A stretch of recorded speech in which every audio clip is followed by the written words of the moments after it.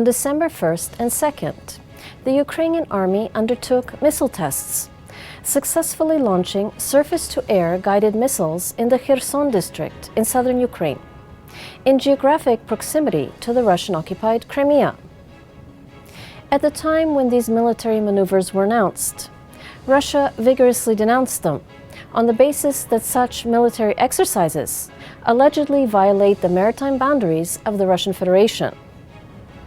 According to the Ministry of Defense of Ukraine, the Russian authorities, including the Russian Defense Ministry, threatened a military response against the Ukrainian army if such tests were to be conducted.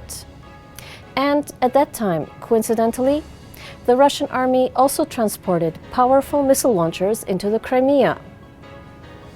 Ukrainian analysts explained that such blatant threats on the part of Russia constitute a violation of international agreements, a violation of bilateral agreements, and a threat against Ukraine's sovereignty.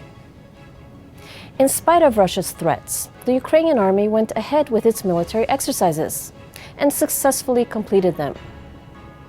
President of Ukraine, Petro Poroshenko, and the Ministry of Defense of Ukraine made official statements stressing that the missile tests were conducted fully within Ukrainian airspace, over open sea, and in accordance with international law and regulations.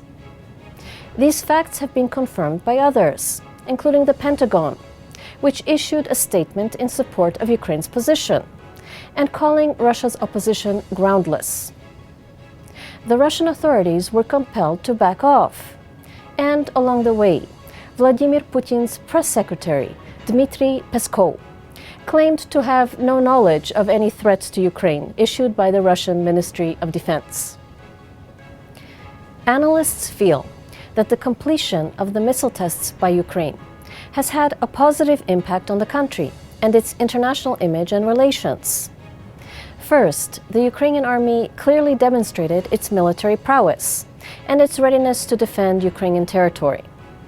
Second, the Ukrainian government exhibited determination in conducting independent policies and strength by showing that it would not be intimidated by Russia's baseless threats. In addition, Ukraine scored a victory in the information war with Russia. It was demonstrated that Russia, in basing its argument apparently on international law, is at the same time blatantly disregarding that very same law and attempting to impose its will on other countries through bullying and the threat of military action. December 1st was World AIDS Day. Special commemorations to mark this occasion took place in several cities across Ukraine.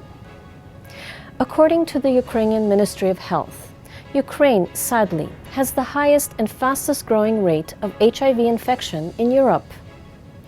Up to 250,000 Ukrainians are living with the disease, although only about half of them are actually aware that they have the infection.